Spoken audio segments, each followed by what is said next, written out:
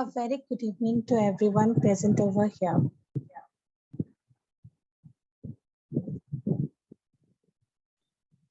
First of all, I want to wish everyone a very happy Engineers Day. As we all know, today is a very important day for technical point of view. And when we consider technical education, then it is obvious the thing is quite smarter and quite different. Because the way a technical presenter or a technical person thinks is quite different from the others. Because a technical person is the one who finds the simplest way to solve a complex thing. Imagine a bicycle. Today, we all are riding the bicycle. But for the first time, the person who thought about this idea had to control a lot of things. And then he represented the simplest way, which was user-friendly as well as easy to understand. So a technical presentation is also something like that. A technical person with an idea, be it an engineer, a research person, whoever he is, the one with an idea must deliver it to the users in such a way that they can establish a perfect meaning to it. With the same context, today, on the account of Engineers Day, ISTE, Indian Society for Technical Education, is bringing up something very exciting to you all. I am Suhashini Besbora from Jorhat Engineering College, currently a 5th semester student of civil engineering, and want to deliver my point of view that how to be an efficient presenter, that is an effective way to prepare a PowerPoint presentation. Without delay, let's start the thing. So here is the first, it is the technical presentation. See, as I have already said, that technical presentation is slightly different from the other kind of presentation. Because in the technical presentation, you will be facing audiences from different age group, different profession, different core branches, but you have to present your views in such a way that everyone sitting in front or standing in front could give a perfect meaning to it. As we all know, technical research or technical invention requires a lot of hard work. It requires a lot of understanding. But the people sitting in front of you all may not be from the same background. They may be from a different background, but you have to present your views in such a way that even they get a perfect view of it. So a technical presentation requires a different approach. It delivers technical understanding in a very simplified way so that everyone can decode a perfect meaning to it. So before starting the presentation, I want you to all think about certain questions. The questions are like that. Remember or think about the last presentation which you have all attended. Think about what were the factors which made you feel interest about it, or what are the factors which actually made you feel very boring. We all know sometimes presentations become very boring that we don't want to continue it anymore, isn't it? So think about those presentations. Also question yourself that just after the 30 minutes of attending a presentation, what could you remember? Means after finishing of the presentation, what were the things or the concepts you were taking forever? That is, you're not going to forget those things which you have learned in those 30 minutes at any point of time. So these are the questions. Push yourself to think, and here the answer is lying that what you should do to make your presentation well defined, well approachable, as well as a perfect one. because experience is gained through attending it. So the feedback is our brain only, our likings only. If we are not liking about the presentation, then it means those are the drawbacks which we have to keep in our mind before planning our presentation. Now, see, before you start preparing a presentation, whenever it is technical presentation, it is always a goal oriented. Means a presentation with a specific goal is a technical presentation, which I have just told before. So you have to remember about two important factors. The first factor is the goal, and second factor is your audience. The goal is something you shouldn't forget of. That is, throughout the presentation, you should remember that what is the topic you were speaking about, what are the inventions you were talking about, what are the understandings which you want your audience to grab, and throughout the presentation, you shouldn't divert from that. All right. Also, what you should have to remember is that whenever you are planning a presentation, okay, you must always think about the audience, okay, because the audiences are the key. You have to always remember that the audiences are the main version, because they are the one who are going to understand you, who are going to understand your concepts behind. So you should think about the factors which will lead to a bigger picture for your audience. You know, the presentation is just like the trailer of a film. That is, the audiences are first provided a trailer of the film before it is released on the big screen. So when it is released, you must have seen that people give their views, right? A presentation is just like that. Whenever you are thinking about certain invention, you are showing the presentation to several people. Some people may agree on your note and some people may not. And your perspective is something which you are carrying forward. So agreeing everyone on your note is something a difficult task. So you have to think that how you can engage your audience perfectly. Okay. You think about this picture. Okay. So this picture is showing that this person is communicating with this other person. So he is the communicator who is actually encoding a message, and this person is the one who is establishing a meaning to your message. So the thing is, the person is, whatever message is the person framing, it is not known to this person initially. So this person should have to provide a perfect meaning to it so that the audience sitting on the other side gets to know a perfect version of it. So this is the motto of a communication, and when this happens, communication becomes successful. Now, you always have to think about some points before thinking about the presentation or the slides you were planning for. Because see, whenever you are planning a presentation, you have to think that what are the things you have to convey so that everything gets fit properly. Okay, do not try to put a lot of material in a single talk.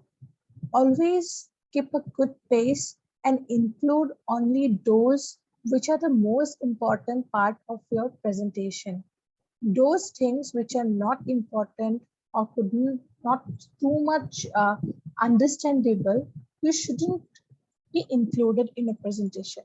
Only the most important things which are to be part of your report or the presentation should be included, and less important things should be omitted. Because when too much things are being provided, then usually you lose the track. Nothing is, you know, the advertisement kind of thing. We all watch advertisement, and advertisement is not a clip of 30 minutes. It's just a 2-3 minute clip, but in those 2-3 minutes only, it serves the need. It is what is to be delivered, it speaks about. So that's the thing you have to remember. Now, the most important part of a PowerPoint presentation is the slides, okay, which we shouldn't forget because slides are the most important part of a PowerPoint presentation. Obviously, these are the medium through which you are going to communicate with your audience. So at every point of time, you have to think about these. Okay, you have to think about how you are means managing the slides, how you are planning it so properly that people are understanding it. Okay, now see, the first component of a slide is the slide title. So whenever you are giving a PowerPoint presentation, always remember that the slide title is very much descriptive. That is, from reading the slide title only, the person is getting the idea that what about you are going to speak on. Because see, if you are planning something, if you are doing something, be it research work or certain invention, whatever the topic you are speaking on, obviously it will be technical. So when you were giving subtitles or titles, you should be specific about so that it is clear from the words only what you are going to deliver. If you are not understanding the things properly, it is like obvious you will not be able to give a proper title to it. So the first step is to give a proper title to each and every slide so that audience get stick to it. Second one is introduction. When you start your presentation, your main motto should be that you should have to convince your audience that yes, they have to listen to you. Because in this busy world, you can't force someone to sit and hear. Okay, you just have to make your talk so interesting that everyone who is sitting in front get that interested that yes, this is the seminar we are going to attend and to be successful and we will learn a lot. So you should always start with certain motivation so that everyone can agree on your note and can pay attention to you, and then only your presentation will be successful. And the last part is also important. That is the conclusion. When you are trying to concluding your presentation, that is moving on the question answer round, then you have to think that how you were going to end. Okay, giving a thank you slide, writing the end on the slide, or giving your mail ID is not enough. Okay, when the question answer round is going on, you should convince your audience such that they are forced to think to the way you were asking them to lead forward. That is that last thing that you are trying to give your audience should be something a perspective developer type. So always include something on the last slide that forces the audience to think so that they can also develop the perspective you want to show to them. Okay. The last part, never keep your slides uncultured. Okay. Don't write too lot of things. It shouldn't look messy. It should be properly marked with proper bulletins, proper point, and it should be properly understandable. Text should be readable as well as it should be very much cluttered and systematic. Next, when you are presenting, that is, when our presentation is going on, do not read the slide word by word. It sounds really very boring. Okay, you have to present to your audience in such a way that they get interest on it. Because when you start reading what you have written on the slide, it becomes very monotonous and audience lose the interest, and you can't afford it when you are giving a presentation. You have to remember one thing, that the slides are the version just you are keeping so that you cannot make your audience just sit. You have to give something to the audience also for reading purposes. So you should write only because they have to read. It's not for you. Obviously, if you're facing problem or you have not, you are not remembering what to say, then those slides are actually a way to help you. But it is not like that you will read each and every line and will lose the track. The most important part is the text. Okay, see, the text in the presentation should be large enough so that everyone who is sitting in the presentation or the seminar hall, even on the back benches, are getting a proper view of your words. It should be properly bold, properly written so that everyone could read it. Okay, next, always include figures in your slide. Okay, never ever only give text because it becomes very boring. Okay, always try to include those figures which are relevant. Don't include the figures which are irrelevant. What is the context you have to remember, and only relevant to it you have to include the figures. And obviously when we watch something, the things get remembered forever rather reading, because no one is going to read every line.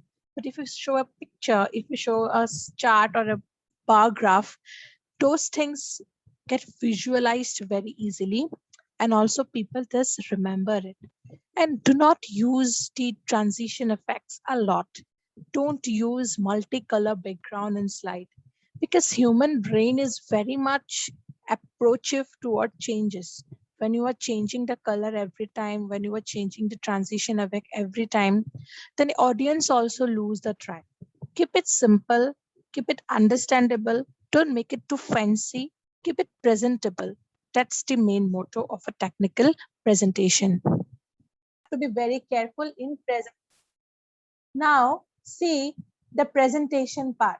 Okay, when you are presenting, whenever you are presenting, make sure you are making an eye contact with the audiences. Okay, audiences are sitting in front, you have to make a constant eye contact with your audience so that you know what their reaction is, what they want. Sometimes what you are speaking may not be welcomed by a lot of people, but their eye reactions will show up that yes, these people are not liking my way of speaking, so I have to change it. Because feedback is the audience, you have to look at their eyes continuously.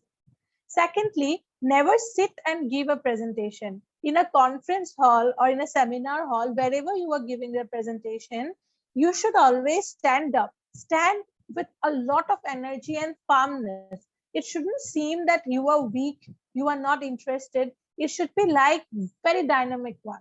You should stand firmly. The pressure shouldn't be there on your face, okay? And we have to give a presentation in a flow. That is a very good sign. Okay, our energy is something which will attract our audience. Okay, now I have noticed many people giving presentation that they often stand just in front of the screen where the slide is being shown, and this interrupts people to read the slide. Okay, that is also not a good sign. Okay, you shouldn't stand in front of the screen. You should stand in a podium and you shouldn't move a lot. Don't shake your hands too much, because showing actions will not lead you to a good skill. Okay, whatever you do with your voice, do with your, some actions are necessary, but don't be like shaking your. So we have to be very smart while giving the presentation. Sometimes, see, we may commit mistakes. Okay, we may commit mistakes, but we shouldn't wait for that. That we shouldn't fear that this is going to degrade our presentation. You should wait for some time. That suppose you are feeling frustrated, means very much panic, and you want to drink a glass of water. Don't feel that this is a bad sign. Okay, this is very normal because you are giving a presentation, so it's all right to feel so. Okay, so in that case, what you do, work smartly. Okay, you take a glass of water, drink it. No one is going to say that you are drinking water, you are not a good presenter, because this is a human nature, right? So you may feel like that. Okay, you you may see, you may have noticed that many cricketers, while giving the presentation, they often say the word so for a lot of time. Okay, this really sounds bad. So when you are giving certain presentation, it is like it's better if you practice, okay? Practice in such a way that these words, the repeating words shouldn't come. That repeating saying of so, repetitive saying of this shouldn't be there. But if you're feeling nervous, if you are feeling kind of very much fear, then it's normal to slow your pace, drink a glass of water. No one is going to judge. Also, if you have committed some mistake, don't wait. Okay, you should continue. Okay, this will make your audience that yes, it is going with the flow. Okay, so work smartly. The most important part of a PowerPoint presentation is answering questions. Okay, so when we answer questions, so we are now facing the people with different perspectives. So we have to keep certain things in our mind. Firstly, when you are asking everyone to ask question to you, you should be prepared. All right, but sometimes it happens that you may not know the perfect answer. Okay, but also you have to keep your audience on track. So always ask your person who is saying the question to repeat the question once. So these things has many benefits. First benefit is that you will get an extra time to think about the answer. Okay, secondly, sometimes repeating the question makes the doubts clear. Okay, then you also get to know that what actually the person is asking, and the other person who is sitting in the hall, they also get aware about the question. So now you can answer properly. So there are many things which we don't know. And I feel if you don't know something, please agree. But the question which is not known to you and you are answering it forcibly, which is not correct, this sounds weird. Okay. If certain question is not known to you, say, no, I don't know. That's all correct. No one is going to say why you don't know this. Because human being, you are a human being. It's not like you will know everything, right? So learn to say no if you don't know. Okay. Better to give a flyover answer, which is not clear. This will make you in a weird, make you reach in a weird position. All right. So if you don't know something, say no, but never give a answer which is confusing. Okay. Now, I have said a lot of things about the presentation should be like that, presentation should be like this. But see, the thing is not gained in a single day. We have to practice. We have to practice in front of many people. See, when we practice, we get a lot of feedbacks. And these feedbacks help us to be a better version of ourselves, right? So before giving the presentation, if we give a demo session to the people, okay, around us, even in front of the mirror, see this person is standing in front of the mirror. So like that, if you are practicing, so the flaws are seen. Okay, so these flaws can be corrected because everyone has certain limitations, but limitations always come with the source to cure, right? So if there is limitation, it is bound that you are able to win over it. So practice before giving a presentation is a very good idea if you practice that. Okay, you can practice in the room alone, you can practice with number of people, collect feedback, whatever you are doing wrong, correct it, and I think that will lead to 100% success. Okay, next is listen and learn. See, if we want to be a good presenter, we should attend a lot of presentation also. Means, as I have said in the very beginning, think about the last presentation you have attended. See, when we attend a lot of presentation, when we listen to people a lot, we also get to know what is good, what is bad, isn't it? Bad and good are the two part of the same coin. So we have to be aware of it anytime, isn't it? So when we are doing something, we have to go to those places, right? To identify that, yes, this thing is making this presentation boring. So whenever I give the next presentation, I will make sure I don't repeat these things, right? Also learn, because learning is something through which we grow. We may not be perfect the very first time. We may be better in the next presentation. Slowly, slowly, we will grow and we will become the best version of us. So always listen and learn. So these are the some aspects which I wanted to discuss about a technical presentation. So summarizing everything, I have actually tried to convey that how a technical presentation should be. Firstly, we should remember what we are putting in the slide. Okay, we shouldn't put a lot of things in our slide. It should be well organized. The color should be same. Okay, writing should be large enough to be seen easily by the people even sitting in the back. Okay, also never try to confuse your audiences. Okay, don't try to move your hands, move your don't show too much action. Okay, never stand in front of the screen.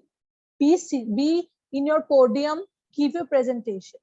And one more thing, if you are with a laptop and giving the presentation, never look at the laptop screen. You look at the audience. Okay, because see, if you are giving the presentation, it means you know what you are speaking, right? So you don't need to read everything. Reading is slide is not for you. Slide is for the audience so that they get an idea what you are speaking. Okay, and lastly, I have said that learn to say no in the question answering session, because the fear that what will happen if we don't if we are not able to answer, this stops us from participation, right? So the fear is resolved when we try accepting. If you don't know, you say I don't know. That is not going to harm you in any way. Practice and learn. Okay, so I have put on this as my last slide. As I have already told you, the last slide should be the one which forces the audiences to think and think that what you are trying to say actually. So I have put this as my last uh, slide, because this person is getting appreciation, right? So this appreciation is the demand of everyone in the market. We want appreciation from people. We want people to say good about us. We want people to say that, yes, that was a marvelous presentation. You are a dynamic personality. We want this to hear from everyone. So this photo makes you remember that, yes, I have done a good job. This should be in our this should be our goal, that we should give a presentation such that we get appreciation from everyone. So I want to conclude by saying that the person who feels appreciated will always do more than what is expected. That is, if you are doing a great job, never stop yourself from giving yourself appreciation, and also give appreciation to the people around you, because appreciation is something which will force you to do something in a better way, in a more beautiful way. So with this note, I would like to end my presentation. I hope I was able to add something that will be really helpful in the future. As I'm a student, I'm also learning a lot. This is what I have learned through these years. I am also learning. So I may be wrong in some point. I hope I will also practice and will be a better version of myself. Thank you. Thank you so much. Thank you, Suhashini. You've explained it in a very effective way. I believe it was really insightful for our beloved juniors and also for us. It indeed elevated our knowledge. Next, we have Akash Sharma, 5th semester CSA department, who will talk about the preparation of social internship report and edify us. Over to you, Akash. Very good evening and wish you all a happy Engineers Day. My name is Akash Sharma, currently studying in 5th semester in Computer Science and Engineering branch. As Suhashini explained you on how to make a PowerPoint presentation, now let me continue with my topic, visualization of social internship report. First of all, we should know what do we mean by social internship. Social internship are mainly done to understand a society's development and that problem faced by it in its recent years. It's an internship which provides students with the opportunity to connect and integrate social work theory and practice in real world setting. In our college, we have this internship at the end of 3rd semester. One should have to do it under an NGO. It can be private or government. I have a demo report of social internship. Let me share the screen. This is how the first page looks. Going to the next page. This is the acknowledgement part. In acknowledgement, we have to write acknowledging the university, the NGO, and your respected teacher who helped you performing the internship. Going to the next page, we come to the content part. Starting with the introduction. In introduction, you explain about social internship briefly, along with the topic of the internship you have chosen. Like from where are you doing this internship, the name of the place you are surveying, etc. Moving to the next part, we come to the objective. As you can see here, it is well defined in the points, the objective of this internship, like the identification of the problem, what is the problem relevant to the society. In such way, you have to list down your objective of the internship. Going to the next sub point about internship and university.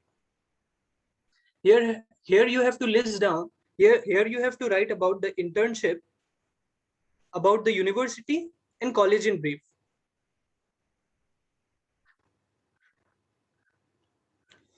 Coming to the next point, methodology. Methodology means a system of method in a particular area of study or activity. Methodology is subcategory divided into 4 points, that is sources of data, sample designing, data analysis, and limitation of data collection. Sources of data means the data is collected from both primary and secondary sources. Primary includes direct collection of data with one-on-one interaction with the villagers. And secondary includes the collection of data from any institutions. Next, come to the second point, sample designing.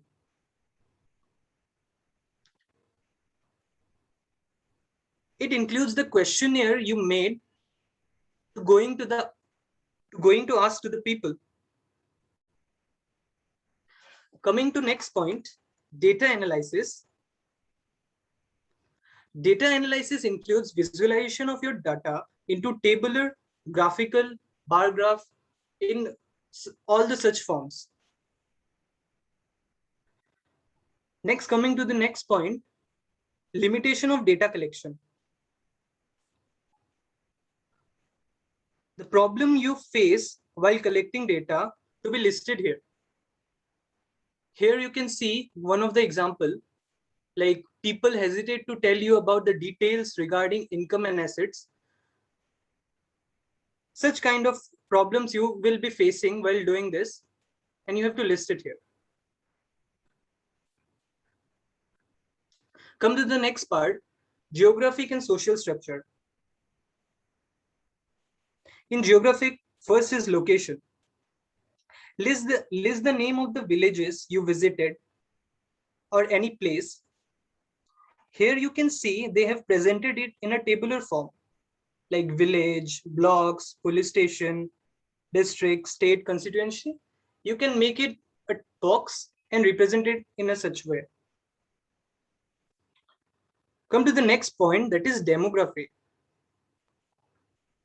In demography, you have to list the number of household present, number of males and females present, and the geographical area.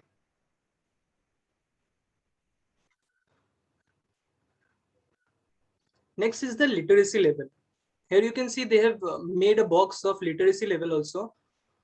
The male percentage, the female percentage, and total literates.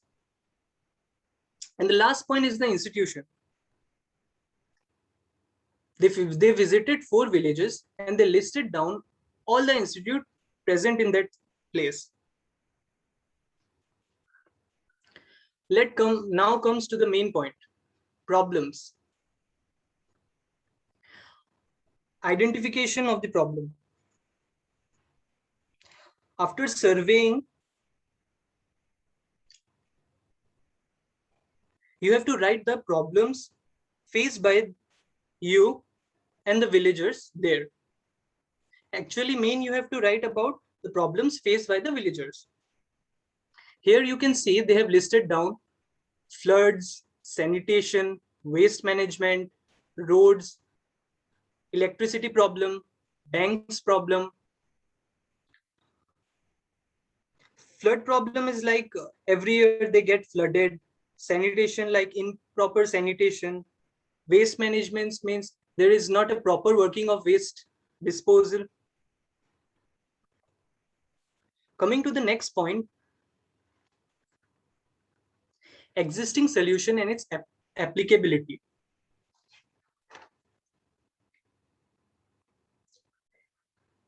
Here you have to describe about the existing solution and how we can apply to the solution and how much it is feasible or not. You have to describe it in your own way. Then we come to the proposed solution. In this, you have to elaborately explain the solutions you gave. At least you have to mention 4 to 5 solutions. The solutions should be brief, and you have to include diagrams too. Try to include more and more diagrams.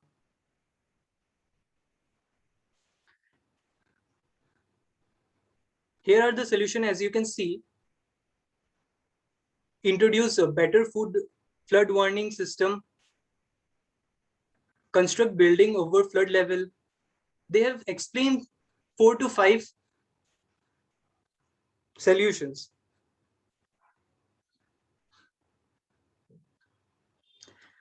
Then we come to the next point, efficiency of proposed solution and its impact. This contains how efficient your solution are and what impact it can bring. It should be easy to apply and should give economical advantage to the place. And here you have to describe it briefly. Coming to the objectives of the proposed solution, make sure your solution are more effective with less efforts and best results. It should be also of low maintenance and construction cost should be minimal. Here you can see they have listed down all these points. Coming to the last point, statistical data. Here you can see that they have listed the literacy rate in a pie graph. You can use a pie graph, you can use a histogram, you can use a bar graph. You can represent the statistical data in these forms. So with this, we come to the end of this presentation. So thank you. And you have any question you can ask? So speakers can address this question. What is an ideal length for the report? Ideal length of the report, it should be within 20 to 30 pages. It should not be below 20. Okay, thank you. Further, more questions, students can just unmute themselves and if they wish to share any query or anything, they can ask. Two things I would like to add in the meantime till we get more questions, that this social internship is for the rural upliftment of the villages, because there are many rural places in Assam where we don't have very much employment opportunity. There is a very less access of water, drinking water for that. And this drinking water problem was there in maybe 2-3 decades back, it was in Bangladesh also. So then what the Bangladesh people did, they just created some boats with the water purifier attached to that. So they have a boat in which the boat floats, because in Bangladesh 30 to 40% of the area goes underwater. Like someone, if you have visited Goalpara, so there are more spaces like occupied by the water. So there are some water patch, then some land patches, then some field, then some water patch. So this pattern is very much in Bangladesh also. Like 30-40% of the places in July go beneath the water. So you have water everywhere. Now there is a problem of these waterborne diseases over there. So then they came up with these, maybe solar powered water purifier boat. So water purifier, if you see right now, many times we don't need these water purifiers. We need only the UV lamp. The UV rays, you may have seen during the Corona time also that the UV sanitizers were there. That person has to go with the luggage into a chamber, and that UV rays will clean the virus. So that UV lamp is there. So that lamp used to work and kill the germs. And through that way, they can take any dirty water and make a good potable water for that. So this thing really helped them very well, because so in addition, I think I was discussing the transportation problem. So suppose if there are few places where you have a lot of transportation problem, like if you are maybe from not, if you are from very rural Assam, then there may be places where you will see the government buses runs only once or twice a day. You will find a bus at maybe 12 in the noon and one bus maybe 3 p.m. That's it. You will have just 2 buses. So other than that, you have to rely for your private transport. So if that type of problem is there, then you can see that how much you can solve that problem using the district administration. Because if you see, like if you see the places like Haflong, if you visit, these places are very good transport system, because they are being used, they are being managed by the district itself. So that system is very good, very efficient system. Now if you visit Haflong, just see their public transport system. It's very efficient. So similar way, if there is a transportation problem, you can have buses at every 2 hours. You can request the district for that, or you can probably make a report based on that how much people are suffering. Because at times, if you are going through public bus, you will be costing somewhere 30 rupees for a distance. But if you go by private transport, that will be 80 rupees or 100 rupees. So these things, are really matters, because everyone cannot afford private transport, or everyone cannot afford the Tata Magic and all. So these things are very important, and you can also hope to work on these solutions. So solution will be there. For electrical domain, there may be some people, if you go to villages, ask, and they'll say that there is a problem of high electricity bill. Then you have to see their bill and understand whether it's a problem of high electricity bill, or whether the villagers are taking things differently. Like if you see, the villagers have sometimes the lot of electricity losses are going on, because you may have seen some fridges have the ice. The ice is there. So you have to make sure that you take out that ice every 30 days or every 2 months, because see, that is an ice over there. So fridge is doing extra work to preserve that ice. So once you clean that ice, you probably reduce the electrical consumption of the fridge. So these type of solutions also you have to look for. We have, I think, one question from the chat box. So speakers can, I think, take that. Yeah, so speakers, can you see the question? If yes, can you take these up? Suhashini and Akash? Yes, sir. Please take the question. Okay, sir. So it is asked that in our report, can we add any photos of survey like interacting with people? I think absolutely we can add, because this makes report very, very informative.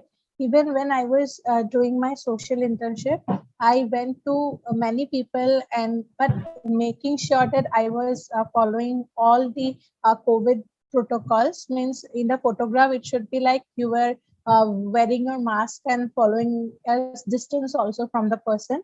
But I think photographs make the report more authentic, that yes, you have been to that person to get your problems being to discussing their problem, because sometimes it is like that you can also make some problem, you can give your own solution, it may not be true, right? But when you add photographs, it shows that you are being more real, more truthful, that you have been to that person in real, you have discussed the issue. So I think that is a really a very good idea. We can add photos of interacting people in our report. Secondly, there is a question that if I have only one or two solution of the problem, will it be okay? So it completely depends on the problem. So problem, what kind of problem you have chosen. So after studying what you have found out, it completely depends on many factors, that what is the problem statement you have chosen, what are the factors you have studied. So depending upon that, you will have the solutions. Okay, so those solution may be more in number, it may be less in number. So I think it completely depends on the topic you have chosen, the way you have studied. But I feel whatever may be the topic, if you are studying it, then the solution should be like which is really very much authentic. Okay, whatever solution you are giving, it is 2, 3, 4, whatever in number, it should be authentic. Okay, and it completely depends on the topic. And I think if you are having with more solution, then it is really a great, but those solutions should be also doable. So one more question I got to see, the how can I find more solution to the problem? So see, problems, we have to go to our field, means in case of social internship, we have to visit a lot amount of villages, we have to visit different components of our society. So depending upon the problem, as I have said, solutions are also different. So more solution means what type of problem you are studying. Okay, so to find more solution, you have to interact with more people. If we will interact with more people, then we will get to know more about the problems they are facing. More amount of problem we will get to know, we will be able to suggest more amount of solution. So we have to extend our hands to a large amount of people. Okay, we have various medium today through which we can easily do so. So when we will interact with a large amount of people, then we will get a lot about information, that what they are facing, what they are going through. In that case, it will be very easy to find the solution, because solution lies in the problem only, na? So we can easily solve. So to get more solution, we have to interact with a lot amount of people.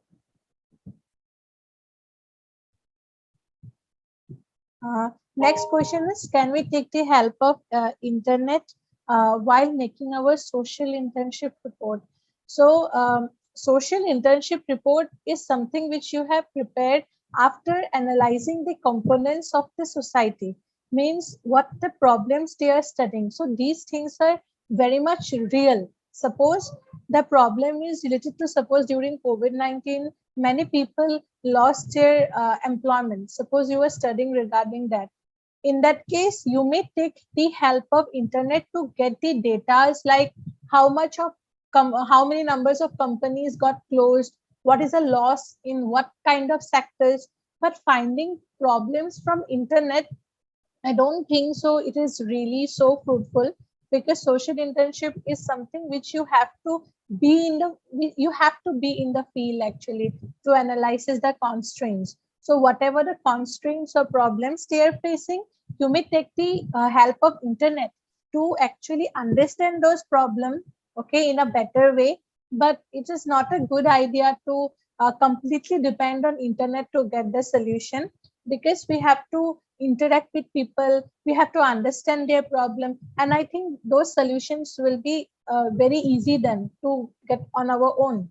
But if you want to get informations like what is the current scenario regarding that problem, just I have given the example regarding the employability problem. Okay, so in the employability problem, you have to you can check in the internet that how many people are like what percentage of people lost their job in India, how many companies got closed during the COVID-19 pandemic, what is the loss of economy for India, okay, what are the schemes. So that was the last question. Any more question? Okay, so in social internship when I was in second semester, then I during our time, so there was a COVID outbreak. So we were asked by the department to do something by following the COVID-19 protocols completely. So my social internship topic was how COVID-19 affected the economy of my district, nearby villages and people around.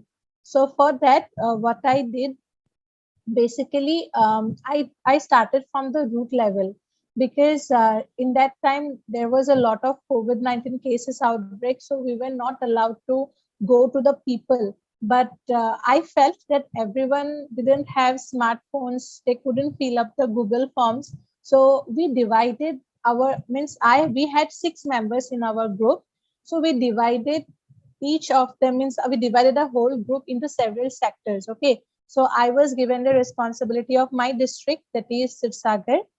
Okay, then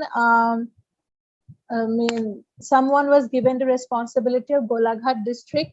Some was given responsibility of Dibrugarh district. So 6 districts we were analyzing.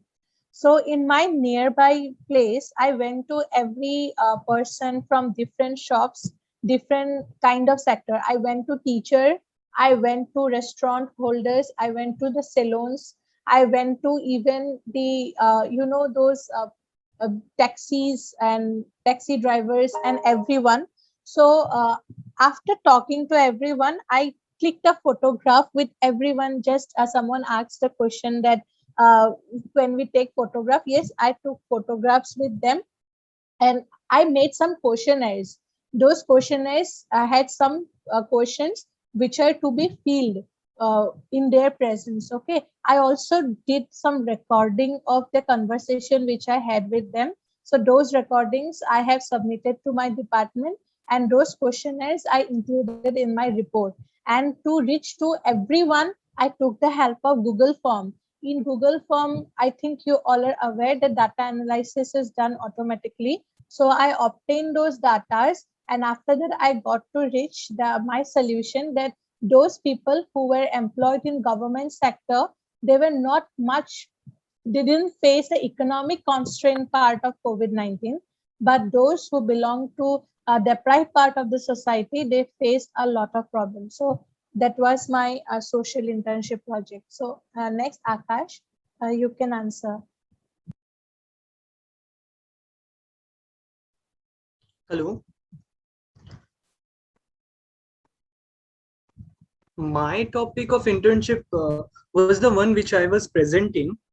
Actually, I visited 4 gaons near 4 villages near Jorat, and I tried to identify the problem of those villages, which ultimately the main problem they were facing was the flood problem.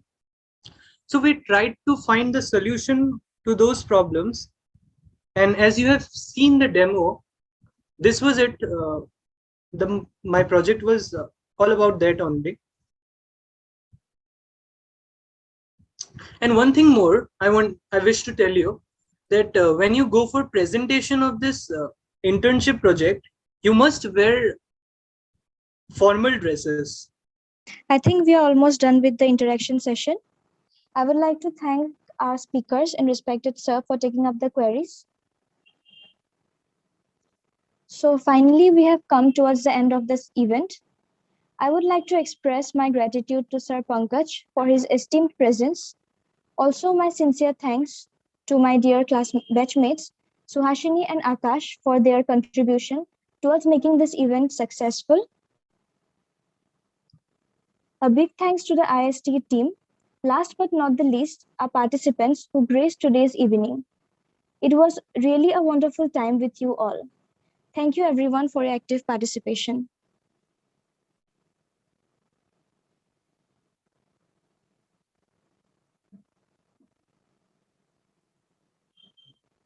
I think there is one more question.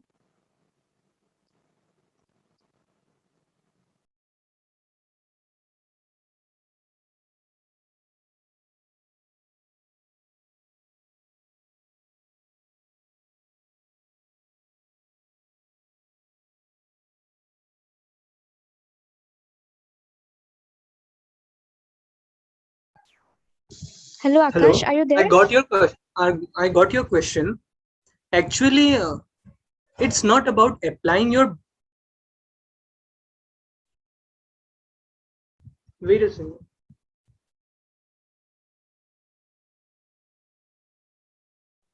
Hello, yes.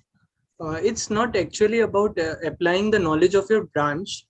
It's just the way you find the solution. Like flood, we are in CSE branch, but still we cannot apply technical solution to it now. You have to work on ground level to find the solution. Yes, you can do suggest such kind of solutions, like you can make a uh, like an online website that could help people to address their problem they face during floods and all. You can also suggest such kind of suggestions, solutions.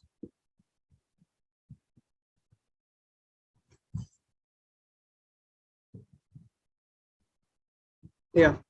So one more solution that I have seen over the times is that if you see, these supari trees are very huge. So what the people have done in the South India, that they also have, I think, coconut trees and all, which are very, very tall. So they have created some machines also, which provide them some sort of safety. And these machines, with the help of one person, they just climb up the tree. And when they climb up the tree, so it's relatively safe also, because sometimes when people take out the supari or something from the tall trees, then at times they fall and have injury also.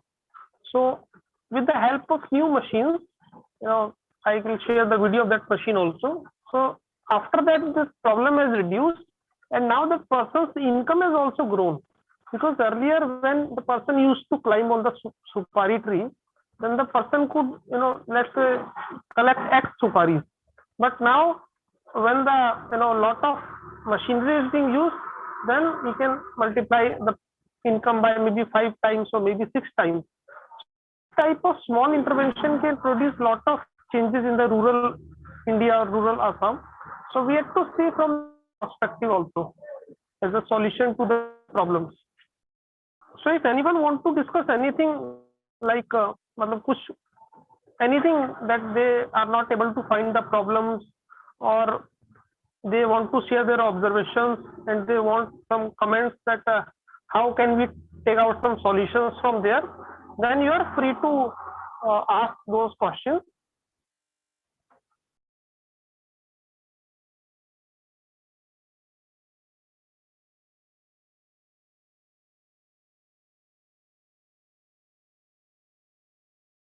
Okay, so one question that how would you define that whether you should use solar street light or normal street light is the question to all general students.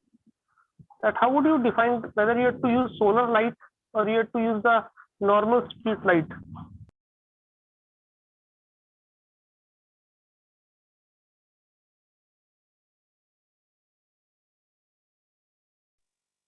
Solar light, sir. Yeah, tell Ashish. Solar light, sir. No, how would you define? How would you decide that whether you have to use solar or something else?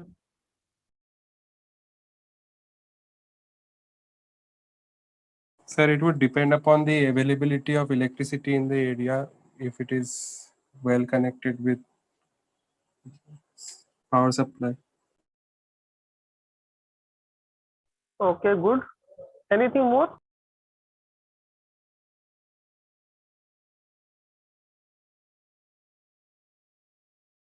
So that will also depend on how is the situation during the other time of the year. Suppose if there is some area which for 1 or 2 months in a year remain during the during rainy season has lot of water near and there. So at there is a water up to 2 or 3 feet also. So in that case, they use the solar light for sure, because during that time, we may have to cut down the normal electricity. You may have seen that as soon as rain starts, then we don't have electricity. Electricity is cut off. So for that reason, we should be using the solar light at this place. So if you see, most of the villages in the Brahmaputra bank, they should have the solar light, because in solar light, it's just the whole mechanism is there, and that mechanism can easily work even if the electricity is cut off. Now these provide a very good thing during your monsoon or during your floods, because during your floods at least your lights are working, and if your lights are working, it's very helpful in disaster management, because otherwise suppose there are floods, you don't have electricity, you're not able to see anything. While in the other case, you have the solar lights, you can see at least there is visibility is there. So visibility is there, if you have lighting or visibility, then the animals also don't come near to that place, because in the floods, if you have 2-3 feet of water, you cannot cannot have the fire. But these lights also protect the people from the animals. So these type of small decisions can make a huge impact. So that is why you are being asked to do this internship, so that you have a deep understanding of these things. So you are free to discuss, your observations. If someone is not able to make a report, if someone is not able to decide what to do next, they can ask freely over here. Sir,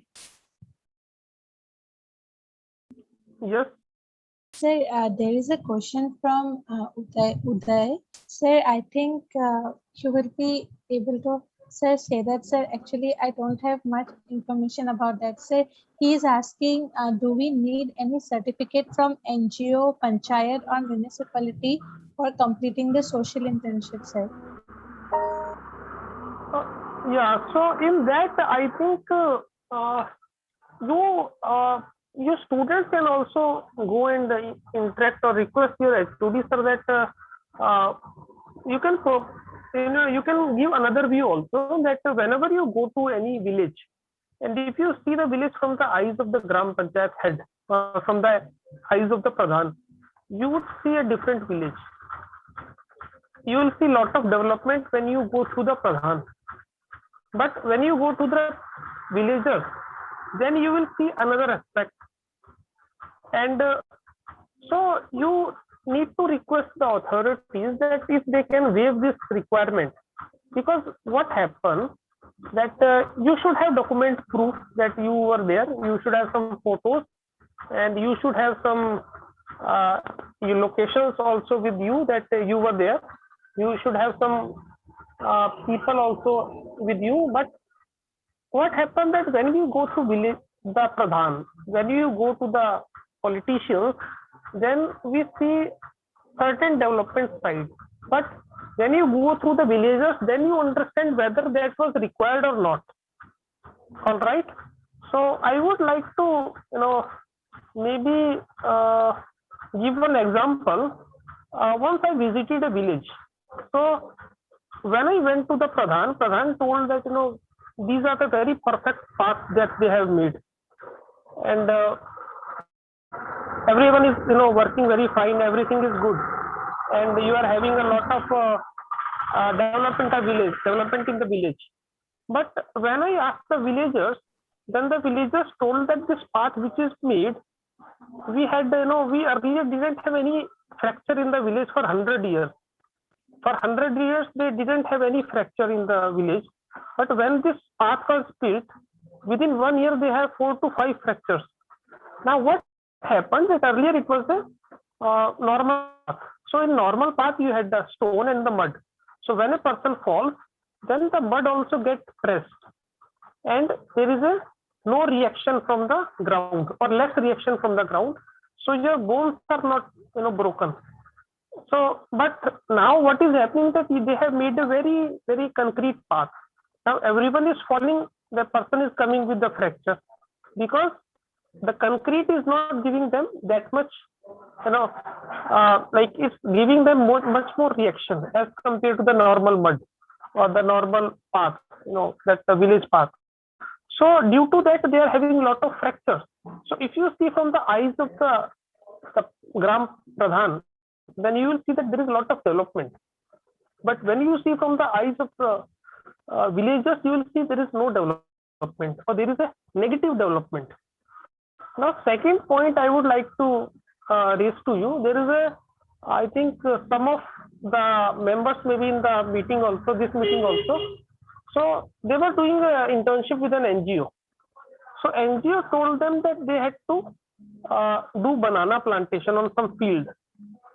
Now, whenever you are designing a banana plantation, you have to make sure that you have to see for the monkeys. You have to see whether the monkeys are near there or not. If there are monkey, you have to do different planning. You have to do fencing first, and then you have to look for alternate things. You have to cover the banana plant first. As soon as it gets some small seeds of banana, so you have to just cover it from that time, and you have to keep this covered. Now, whenever there are animals also, elephant also, monkey also, so we should go with the crops which are least affected by this. Now, when we have to see the elephant, we have to find two things: whether the elephant is coming there to eat the banana or the elephant is coming to play with the bananas. Because at times elephants, at times just play with the trees and all. They just pluck the trees and they won't eat it. So this thing we have to find out. And same thing we have to find out with the monkeys also. Because suppose if you are designing a banana, field, and if there are already monkeys, then we already have the challenges. Now, it may happen that NGO has got funding, so they had to spend funding on that, but it may not be a wise choice because you are starting something which has lot of weaknesses. A lot of monkeys are there and lot of elephants are there, so there is a less likelihood of any profit. And whenever there is not profit, then some villagers will start this thing, but after that, these villagers will influence other villagers also that there is no profit, there is a loss. And once the villagers see the loss, then the project cannot succeed for next 20-30 years because no one wants to put their money into the loss. So now what happened that when you have to take the certificate from the NGO, when you have to take the sign from the Pradhan, then the person may ask the report also, or the person may ask you to report certain things. So these things you can maybe request your HOD also, discuss with your HOD sir also, that these things are likely to happen whenever you go to field. So for a good development of state, or for the good development of Assam or for the India, we have to trust some people without certificate also, because there is in ASHTO guidelines there is a rule that students will do internship, 3 to 5 students will do internship under a faculty. Then there is under a faculty also you can do the internship. So in that case, the faculty concerned can provide the certificate. Like you will be, discussing with the faculty that you will be doing this thing, you can just inform the faculty and take their guidance, and then the certificate can be provided by the faculty also. Because once the faculty provides the certificate, then and it is countersigned by the HOD also, then it is also valid. And in that there is a good chance of rural development. Because otherwise, if you start collecting the certificates from the NGO and from the Gram Pradhan, then it may not be the exact rural development. It may seem development on the paper, but it may not be the development on the ground. Sir, I have one last question, sir, from Nitish. He has asked, since report is a bit lengthy, so during presentation, how can we present the report in a concise manner? So Nitish, as I have already said, in presentation, you don't need to include all the things, okay? What you feel is just like a trailer of a movie. what you feel is most important or is explaining you the aspect of the presentation, only put those things on the slide. Like seeing those things on the slide only, the person sitting in front of you will know the basic idea behind the presentation. So don't need to include large amount of information regarding your report. Include only those which you feel is the basic, the structure behind your survey. So firstly, you can put the introduction, then you can directly give what you have found, do the show certain analysis on all, give a basic idea of what methods you have opted for. So I think these things will be sufficient while when you put in the presentation. So how much time will you get for presentation? It depends on the professors who will assign you for that. So in our time, when means our HOD sir provided us a time of about 10 to 15 minutes. Okay, because we were large in number. So for our group, it was 15 minutes, max it was 20, but we couldn't exceed more than 20 minutes. So I think it will be very easy to present such information in about 10 to 15-minute time. So depending on it, always remember, don't include a large amount of thing. Always include the most important thing, which explain the structure of your presentation. I think I'm able to reach you.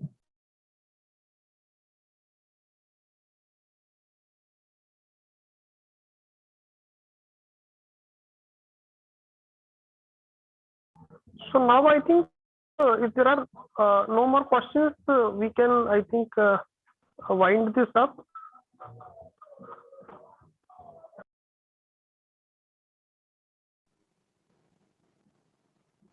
Thank you, sir, Suhashini and Akash, for taking up the last queries. So I think we can end the session now. Hope we will have the same active and enthusiastic participation in the future events also. So that's it. Good night, everyone.